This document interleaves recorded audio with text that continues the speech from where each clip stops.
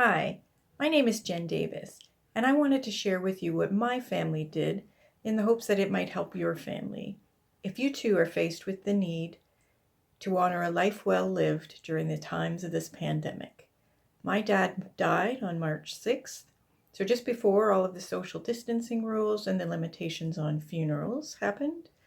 But I'm a funeral celebrant, and it was so important for me to honor his life and to say goodbye in a good way.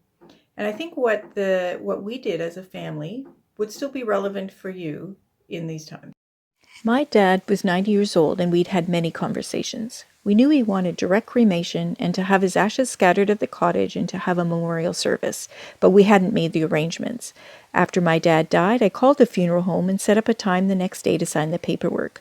I know that there's a need for the body to be verified or confirm this was actually my dad, and so I asked if we could use this opportunity to hold a 20-minute ceremony to honor his life, knowing the memorial service would be delayed. They graciously laid him out in a pine box, and 7 of us gathered together in a large room to say our goodbyes. I understand currently only 2 people are allowed in to sign the paperwork and 7 at a vigil. Since there were only 7 of us present, our ceremony would still meet current restrictions. Before we came in, we gathered up mementos and special items that really represented my dad's life and loves, including a few songs to play. If we didn't want to lose it, or it was too big or made of plastic, we photocopied it, or found some other way of representing it. After my sister did the paperwork, the 7 of us gathered around my dad's body, and we lovingly put our special items in with him. The most beautiful part was when each of us reached into the little bag of dog treats my dad always kept handy and put one in the casket with him. My dad loved giving dogs treats, just for being dogs. Next, we each took a marker and wrote out his favorite quotes, our gratitude, and messages of love all over the box.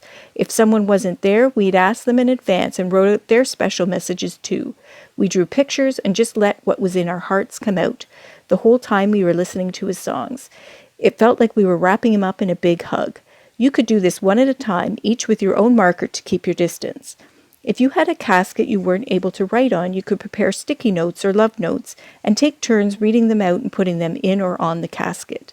You could also use ribbons and tie them to the handles. The last thing we did was replace the top part of the cover, which was very emotional but really important.